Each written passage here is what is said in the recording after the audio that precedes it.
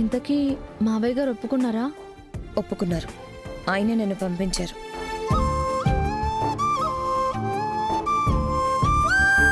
అవునా? ఏం చెప్పి పంపించారు?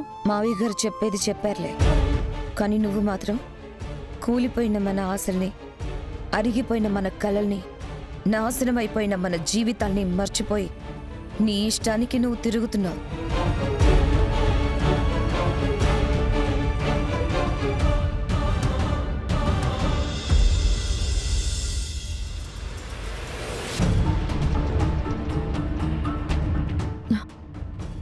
నేనెవరితోనూ తిరగట్లేదక్క.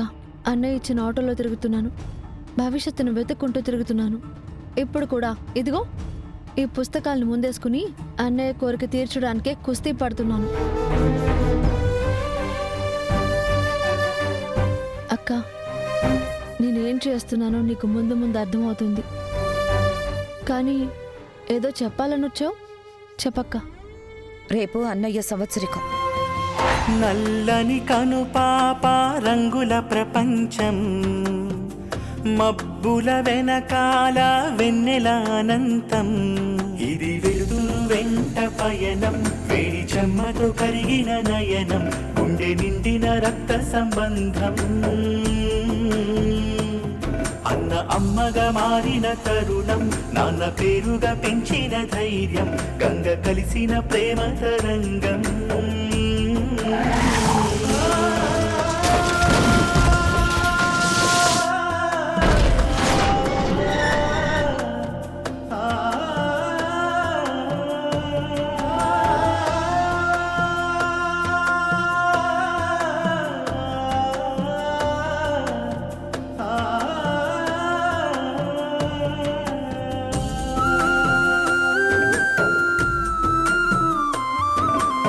ఆ విషయం నీకు గుర్తు చేసి పూజకి రమ్మని పిలవడానికి వచ్చాను.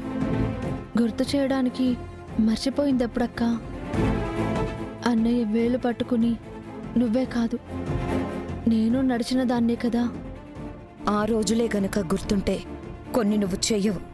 మన కంటికి కనిపించేవన్నీ తప్పులు కాదక్కా. చేసేటప్పుడు కాదు, చేశాక తెలిసేవే తప్పులు.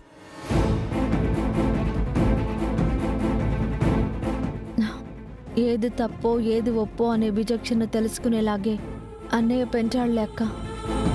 నువ్వు మారవు, నీ మాటలు మారవు. ఇక్కడే అన్నయ్య సంవత్సరికం చేసుకోవడానికి మావయ్య గారు ఒప్పుకున్నారు కాబట్టి నువ్వు కూడా అన్నయ్య చెల్లివే. ఆయన ఆత్మకు శాంతి కలిగించేలా నువ్వు కూడా ప్రవర్తించాలి.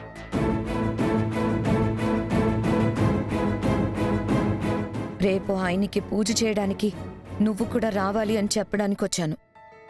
తప్పకుండా వస్తావని అనుకుంటున్నాను. ఆ ఇంట్లోకి రావడానికి నాకే అడ్డుగీత లేదక్క. అన్నయ్య విషయంలో అడ్డుగీతలున్నా, ఎన్ని అడ్డంకులున్నా అవన్నీ దాటుకునే వస్తాను.